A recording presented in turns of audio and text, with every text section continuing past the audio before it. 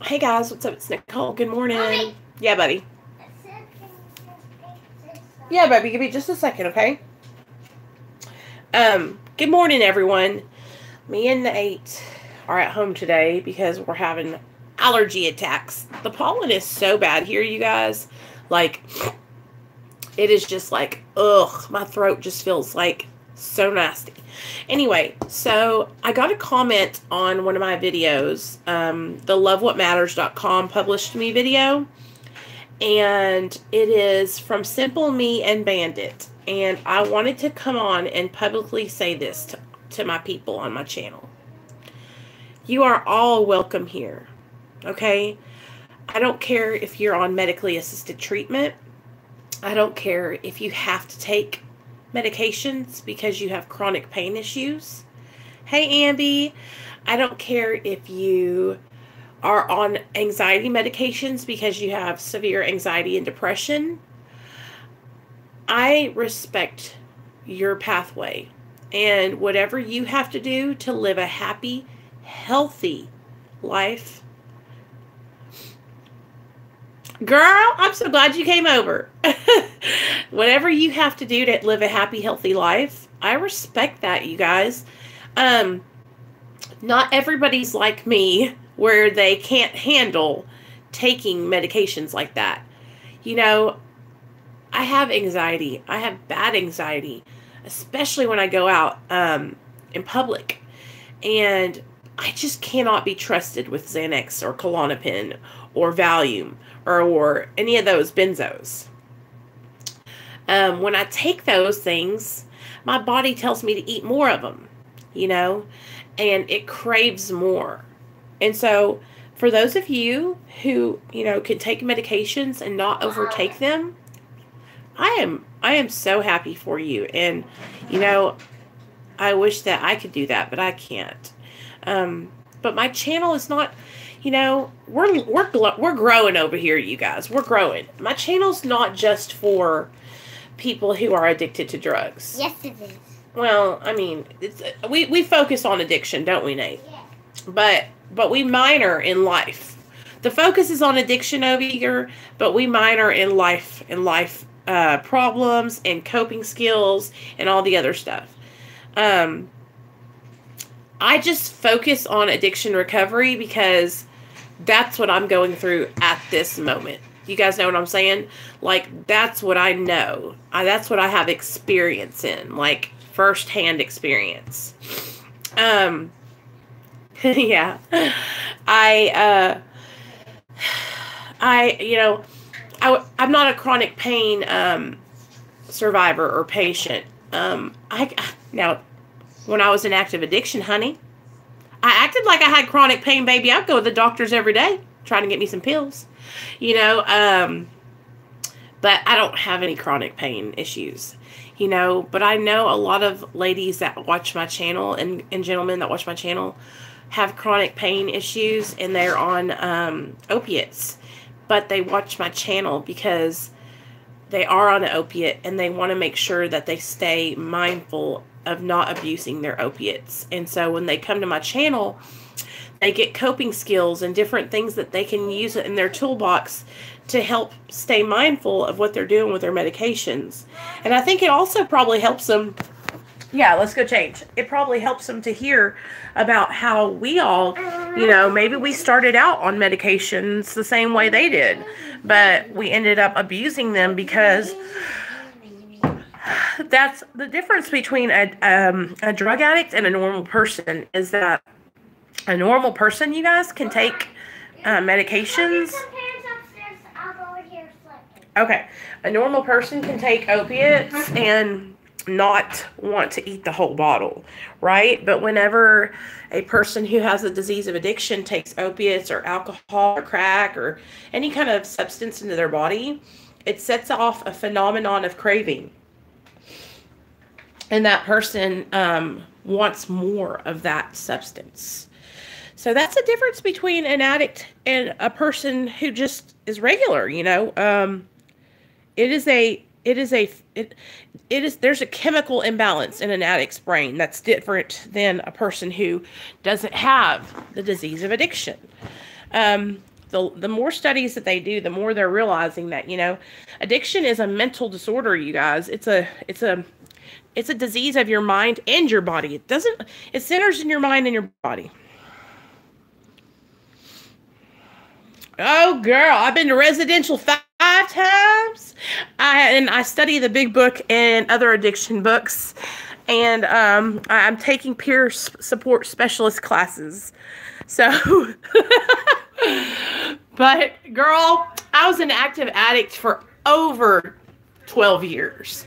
And in those 12 years of active addiction, well, probably 15 years, 17 to 32, I have been to 5 treatment centers, 1 prison for a year, a behavior modification style treatment center, and millions of meetings, hundreds and thousands of meetings probably. I've been to conventions with AA and NA and CA.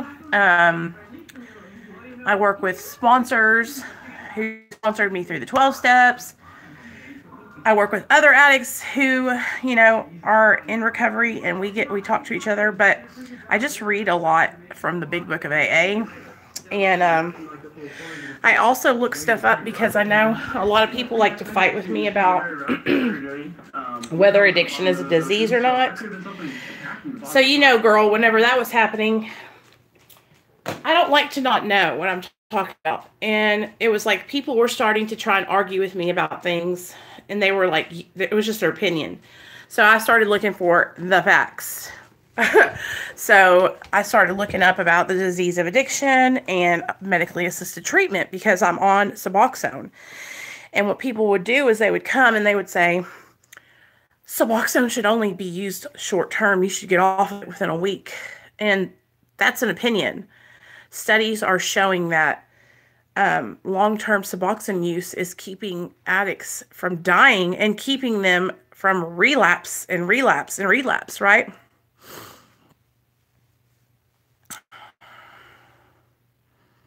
So it's just like, you know, a lot of people will share their opinion like it's a fact, right? One of my girlfriends, she has a channel called According to Jexy, and we were talking about this yesterday. And we watched The Rewired Soul. And the other day, The Rewired Soul made a video, you guys. And I'm just kind of, she's going to make a whole video about this, but I'm just kind of glossing over it while we're talking. Okay, here's your undiwears. I got this. Here's your undiwears. I got this. Where's the little man? So, we have to beat timer. Okay, hold on, buddy. Oh, okay. Hey, Ian.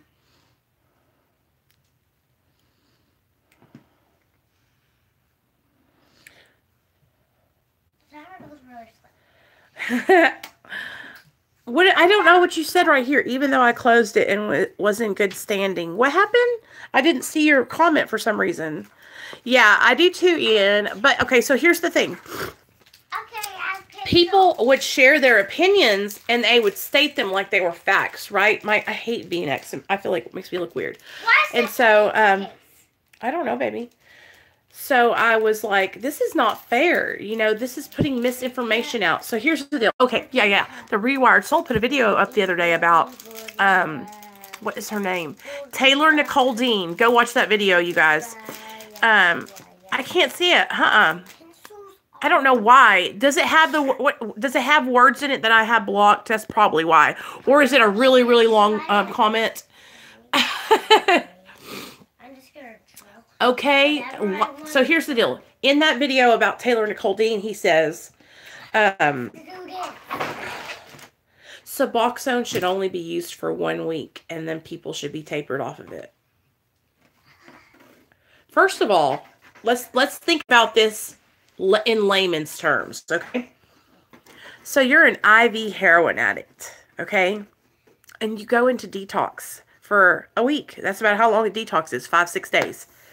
And they detox you with Suboxone. So they give it to you like 2 or 3 days, and then you are off of it, right? And then they send you over to 30-day treatment, okay? You go into 30 days treatment. You're still shitting and puking, feeling like crap, right? But you're over the hump. And then after the first week of 30 days, you feel better. Well, then after your 30-day treatment is up, you leave the treatment center, okay? You leave the treatment center, you guys, with no coping skills, no stability. You're just thrown back out there into your old life. Because 99.9% of people who come out of treatment, what do? What did you guys do? We go back to the old people, places, and things, right? Unless you're going somewhere where they are really good and they set you up with an aftercare program. But even then, you have to comply and do the aftercare program. So you get out, let's say you do your aftercare program and you move into a halfway house. I told the brain really clear. That's really good, buddy. And you move into a halfway house and you're with other people and you're going to meetings. Like, you're still dealing with the cravings, because when opiate addicts, the chemicals in our brain change after opiate abuse, you guys. So you're dealing with cravings, you're dealing with post-acute withdrawal, you're dealing with all kinds of triggers and like feelings, and you relapse. Well, now with heroin, everything has fentanyl in it. You relapse and you croak. You're dead. Okay? I'm not sorry. I know that was insensitive. You relapse and you die. Okay? Now let's look at it from another point of view. Okay, I went into treatment. I came out after 30 days, and I was like, I still want to use. Okay, I still want to get high. I'm thinking about it. I want to get high. And my son was in the state's custody. What is that? Do you know what it is? No, do not touch that. I don't know what that is. Put the lid on it. It's a fake brain. It is. Put the lid on it, baby. Mommy. Don't take it out because it'll make a mess. Just get it. I do it and I'll So they get you. So I got out of treatment after 30 days, and I'm still wanting to use, right? So what do? My son is in the state's custody. If I use, my son is going to get taken away from me, right? So I was like, I don't know what to do. And that's when my husband was like, well, I have something I need to tell you. And I was like, what? And he's like, I'm on Suboxone. I got put on Suboxone. Yeah. Do some of this stuff. Hold on, baby. I want you to put your underwears on and change into your pants. Look what I did. Put your underwear. Look at this, you guys. He clipped his underwears to the thing. He's so silly. Mommy. These are clean undies. Can I do some of this? Yes, I will. Let me go put on a different shirt. So, oh my gosh, I'm getting distracted. I came out of treatment for 30 days. I wanted to use. My son was in DHS custody. So I got put on Suboxone, okay? And guess what? Guess what, you guys? I haven't relapsed. My son is back. I've had him back for how many years now? 4 years. And I'm tapering now. I'm tapering off Suboxone. I'm doing great. My life is stable. I have a home. I got a job. I got responsibilities. I paid off all my fines and fees. My legal issues settled. Everything. Like, I've gotten everything done. And I was, the only way I was able to do that, you guys, is because I was on something that helped me stabilize, right? And so, if you're in, like, I'm still in treatment. I've been in treatment for 3.5 years, okay? If you're in treatment and you have somebody monitoring you with Suboxone and you're going to therapy and you're being active in your recovery and you're trying to get better, and you taper with a doctor, listen to me, I do not recommend tapering on your own. I do not recommend, oh, well, I'm just going to hoard up a bunch of Suboxone and then I'm going to jump, right? I've seen so many people do this. I don't know what happens if they get kicked out of their clinic. See, they don't tell the whole story. Because if you're in a clinic, they're going to taper you. They're going to help you taper. My doctor is tapering me over at like year-long span of time. Hopefully by this time next year, I'll be completely off Suboxone with minimal withdrawal. But I have to do it with my doctor, you guys. But that's the thing. I think what happens with us addicts is we get like, we're like, I need to get off of it now. Or Or we're not 100% honest, and maybe we go to our clinic and we've been taking benzos and we get kicked off of our medically assisted treatment, right? And so then we are forced to, I don't know, withdraw. But even then, you guys, my doctor, if you relapse on benzos, he's not going to kick you off right away, but he's going to set you back a phase, and you're going to have to come in and get drug tested weekly, and you're going to have to build your trust back up with him, because he doesn't want you to die. Because when you mix benzos and Suboxone, there is a chance of you overdosing and dying. So that's another situation that could happen, right? And so all I know is that people who, little Cicely uploaded her Spread the Message Not the Mess video. How did you lose the job, Amby? I just saw your comment. So I love helping others, girl. Listen, I love it. This is what I do. I love it. But you know what? I live in Arkansas, and there's, I guess I could go up to the treatment center I left, I graduated from, and get a job there. But I really like the job that I have. I have a regular job. And then I do this with you guys because I love doing it. And it gives me, gives me purpose. You know, I'm fixing to clean up my son's room. And like, the more my channel grows, the more I'm making my own rules. Like, I can do how I want to do on my channel, you know, and hopefully it'll grow, and one day this can be my job, you know. But for right now, I have a regular job, and I love my regular job. And I have a passion for helping others find recovery, you know what I mean? And I just want to share what's worked for me without judgment, and help other people find what works for them. You know, yesterday I was on cloud 9, you guys, after that lady published my story. And listen to this. I went over there and I looked at the Instagram, and they have 333,000 followers. And I was like, ah! You know what I mean? Because that means 333,000 people are going to see my story. And so I was like, oh my gosh. So I clicked on the thing, and there's these comments that were not nice, because I really told the truth in that story. I shared that I was on drugs when I was pregnant with my son. And that's like, people don't understand. It's like, I'm not bragging about it. I don't think that's cool. I don't think that, you know, I'm a hero because I'm sober now. No, I don't think that. But I was struggling sick in my active addiction. And now I'm doing better. Like, it was supposed to be a story of success. People are just so crazy. You know, it's like, who's calling themselves a hero? I'm just trying to share my story with other people to inspire them. You know what I mean? Because I know so many people are going through the struggle of active addiction, you guys. Hey, Jexy. Oh, that's what I was telling you guys. So, when you're putting out, like, comments about Suboxone, like they're facts, like, you need to be off of it in a week, that's not the truth. That's not the truth. They're doing studies, you know, to find out which way is more successful. But I'm pretty sure that there's peer, what did you say, Jexy? Peer review studies or something showing that, you know, people who are on Suboxone long term are not relapsing. They're staying straight. Hey, Amy. How you doing this morning, girl? So it just upsets me when I hear people like, just saying stuff that's not true. You know what I mean? I brought that up, Jexy. I told everybody you were going to make a video about it, because we were talking. Amby asked me where I learned everything I've learned about addiction. And I'm like, well, girl, let me tell you.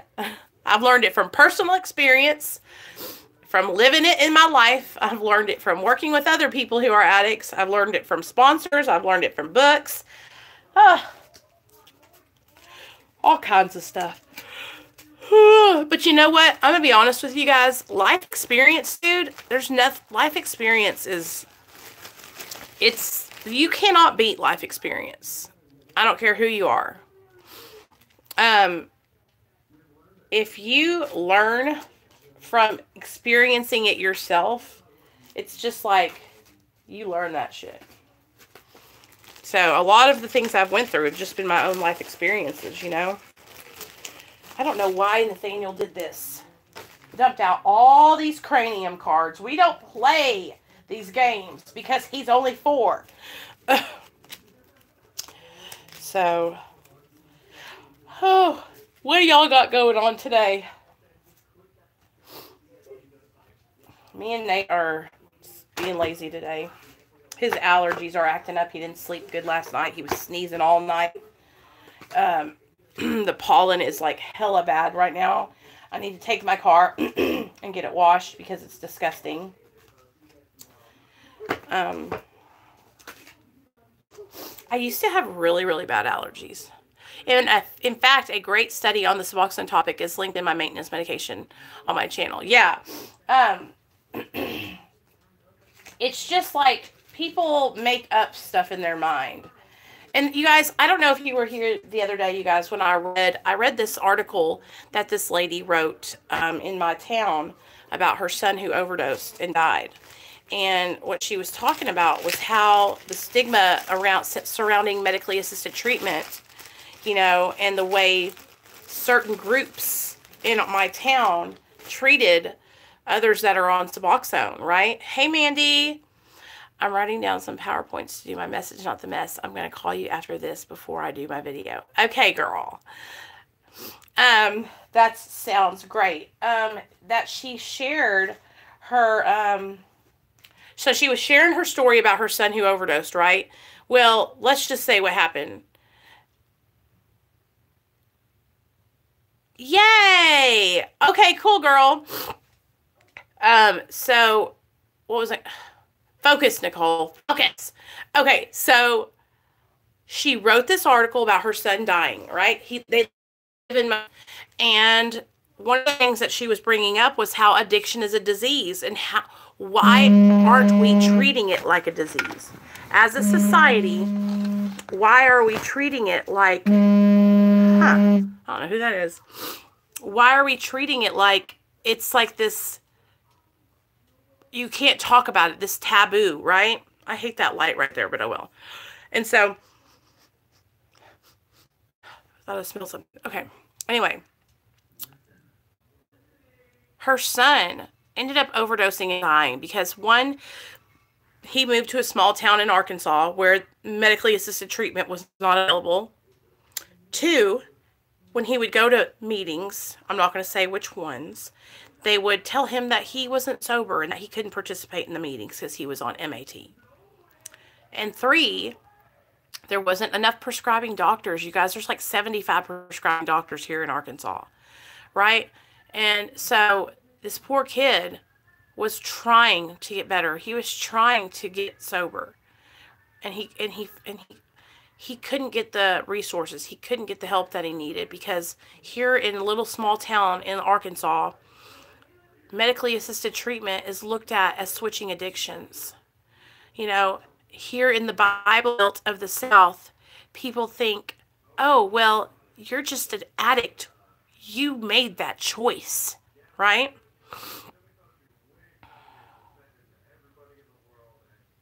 What's going on, girl? Lil Cicely, what is going on? I don't know what you're talking about, girl. Is somebody over there on your channel making fun of you or something? Girl, just block them. Just block them, girl. I'm telling you right now, I have crazies over here too, but we just block and delete.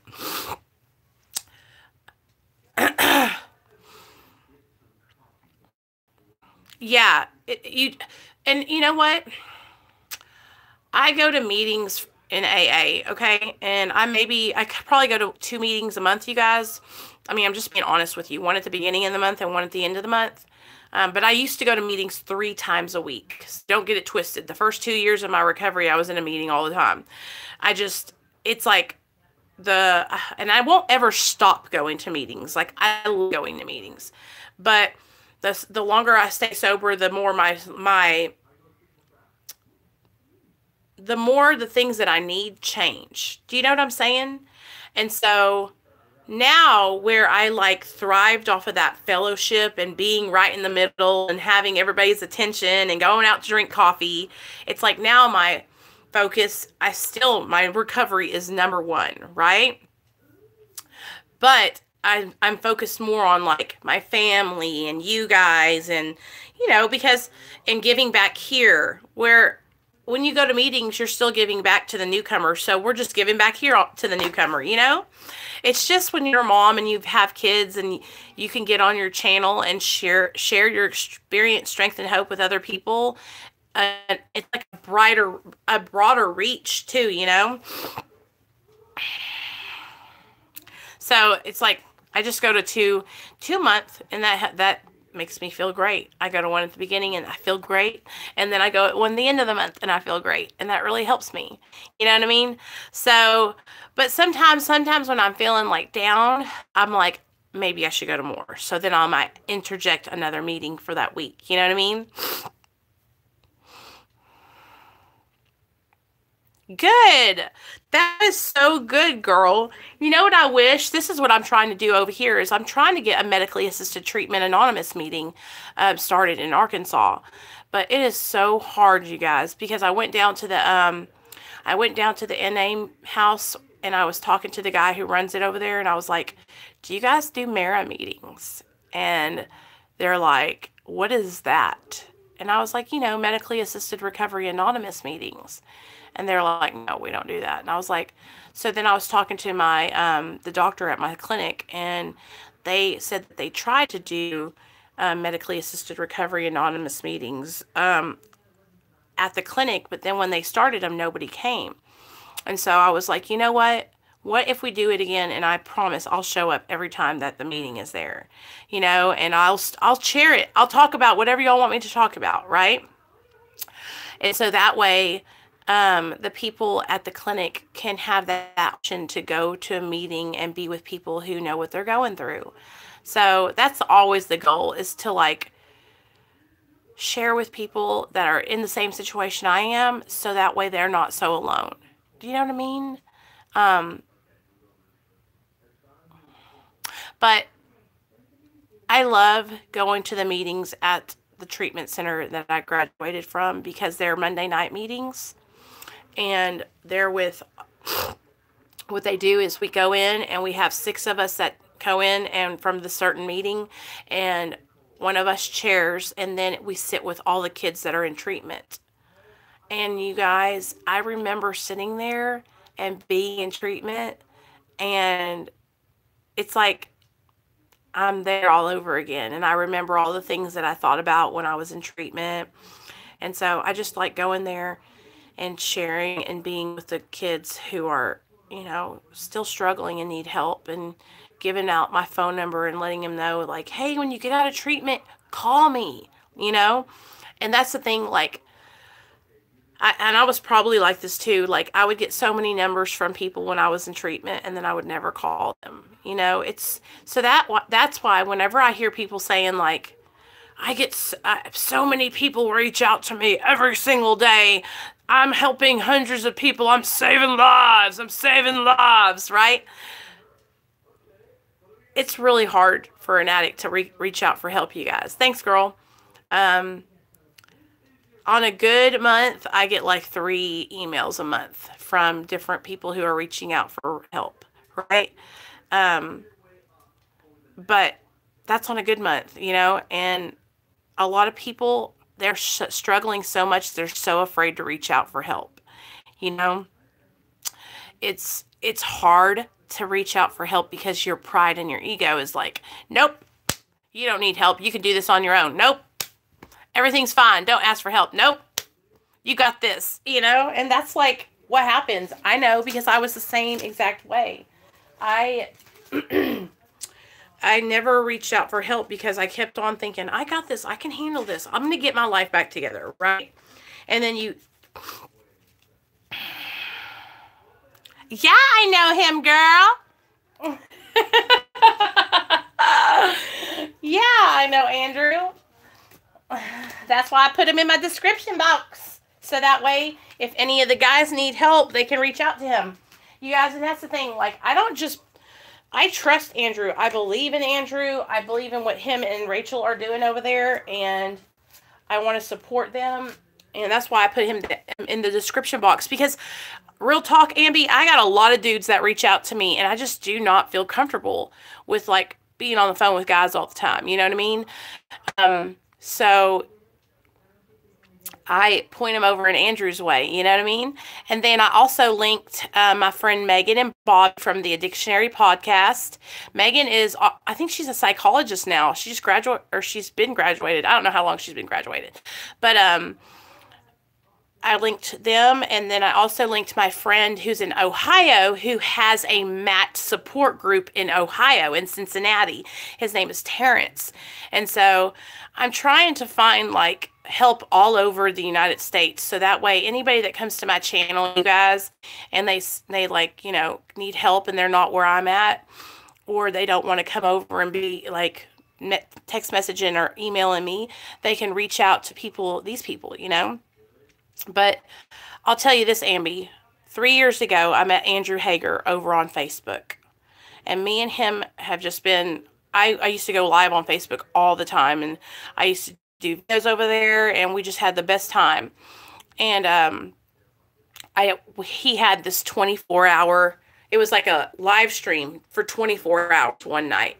And so he had me on there. It's just a bunch of us people as guests. And like I took up an hour, and we had 24 guests where each person did an hour on the live stream. And it was just, hey girl, hey captain. It was really fun.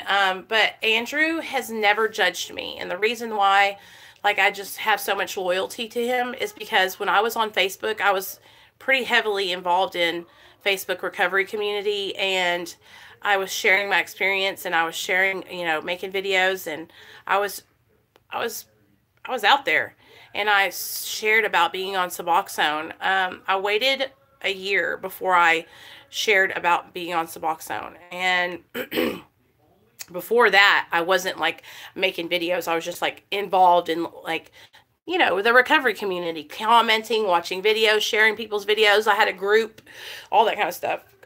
We had a group called Start Over Sober, and so I was like really involved. And then I started telling my story after I had a year, and I came out to everybody about being on Suboxone. And girl, you could have seen, if you could have seen, it was like people saw a ghost. Oh, well, you're not sober. Why are you making videos then? You're still in active addiction. I was like, oh my God. So what I did was I was just like, listen, you guys, like, it's not cool, right? Like, there's so many people that are on medically assisted treatment that, and the thing about it is, you guys, I have been in abstinence, okay? I have tried for 10 years to get sober without any help, okay? Without any medication, okay? I tried. I worked the steps. I went to meetings. I did all that stuff. And I always ended up relapsing, right? Well, when you have your son taken by the state and they're like, yo, oh no, they would have never known, girl. But you know, I was working a program of recovery, and I wanted to be honest. So, that was the response I got. And so Andrew, he didn't listen to what anybody was saying, and he still had me on his show and like shared my stuff and asked me to come and do the Blameless Children event this next in June, you know. And that's what it's like.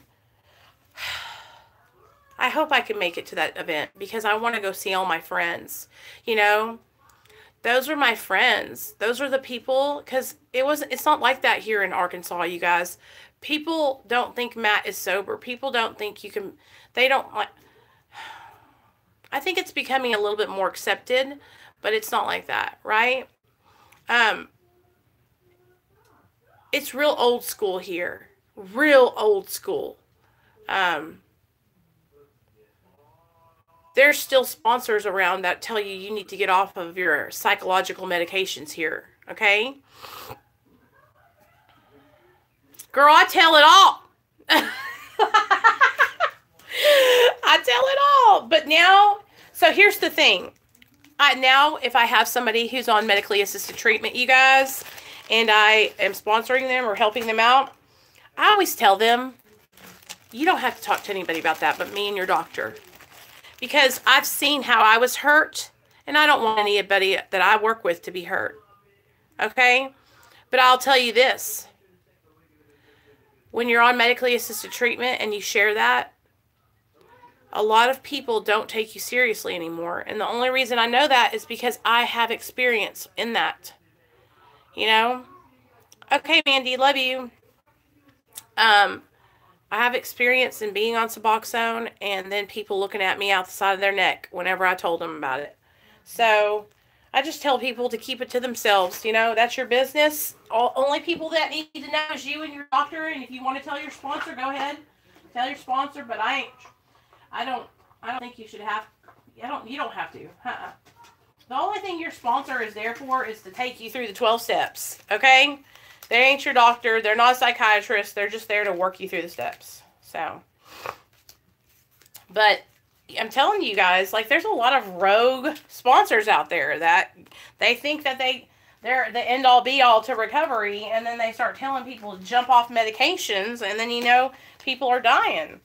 And so that's why we have to be responsible and make sure that we're not saying those kind of things, and we're careful what we share, because we don't want to harm or hurt anyone, you know. That's why I think it's so important that I share about being on medically assisted treatment, because I want to help other people. And I know that there's other people who need that support and need to know, hey, Nicole's on medically assisted treatment and she's doing so good. Look at her.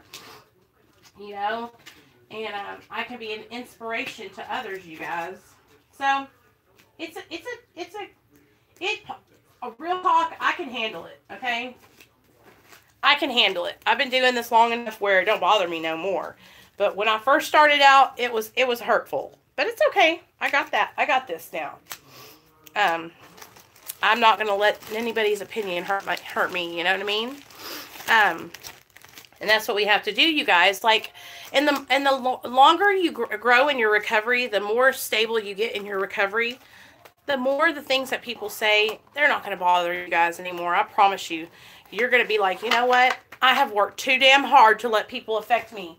And I had to get to that point where I had to realize that, you know what I'm saying, what I'm sharing, somebody needs to hear it. I know they do. You know, I know they do.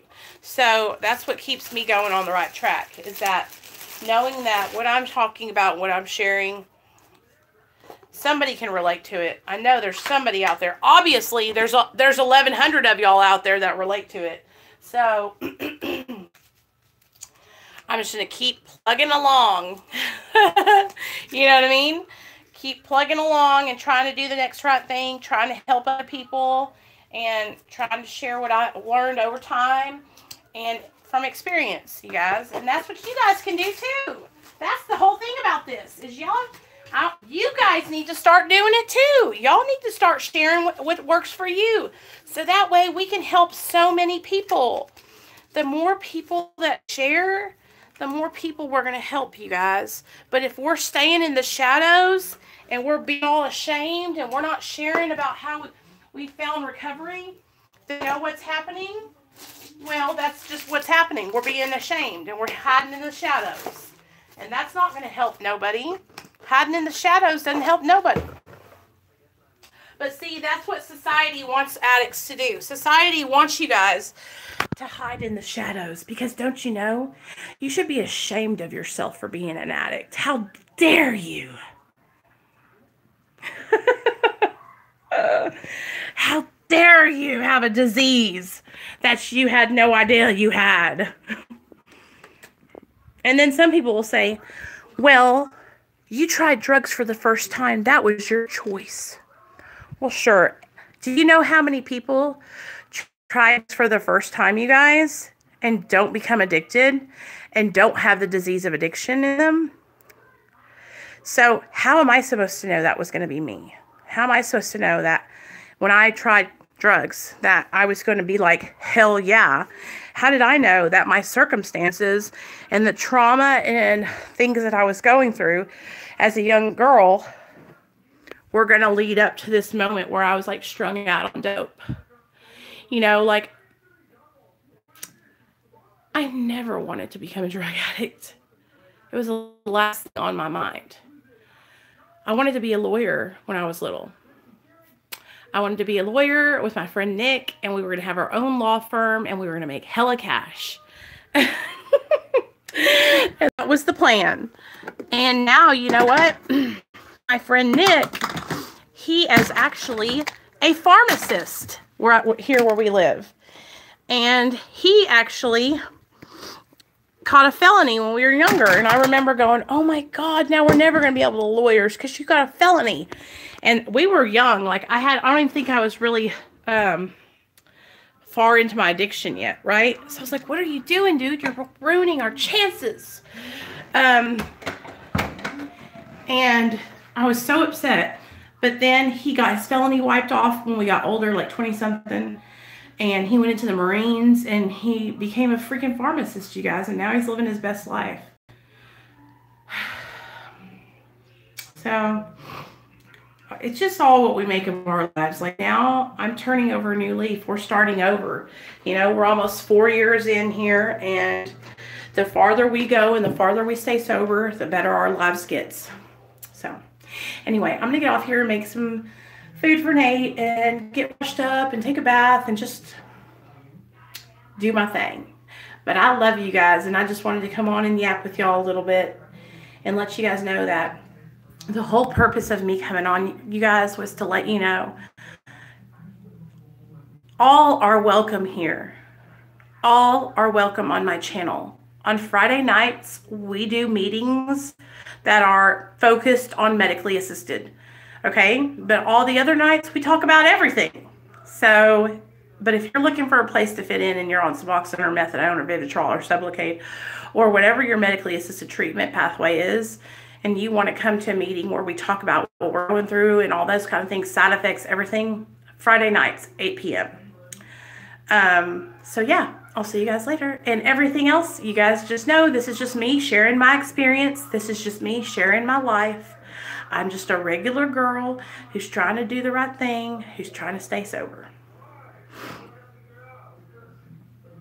Oh, Silver Wings, I really appreciate that compliment, girl. And I'm working on my peer support specialist. And then I have to sign up for, I went online and I went at, what is the college called? I can't remember. Colorado something University, okay? And they have, the way the lady was trying to sell it to me, this makes me so mad, because all I need to do, you guys, is I think take some psychology classes and something else, but this lady was trying to like force me to take these other classes in criminal justice. And I'm like, no, ma'am, I don't want to do that. I want to become a counselor inside. So what you do to become a counselor inside like a treatment center, I'm pretty sure that, the state offers it here, like Arkansas. So I've already called the people. I'll show you guys when I get signed up. But what I had to do was I had to call the state here in Arkansas. And this guy named Jimmy is the one who runs the classes for all those kind of things. So I'll let y'all know. The farther along I get on, y'all will know. I will be going, yay, I'm a da-da-da-da-da. But right now, I'm just sharing my experience, you guys. This is just me and my experience. Like I said, I'm not a doctor, I'm not a therapist, I'm not a counselor. I'm just an addict in recovery trying to help others and share my experience. So I love you guys. See, yeah. So thank you, girl.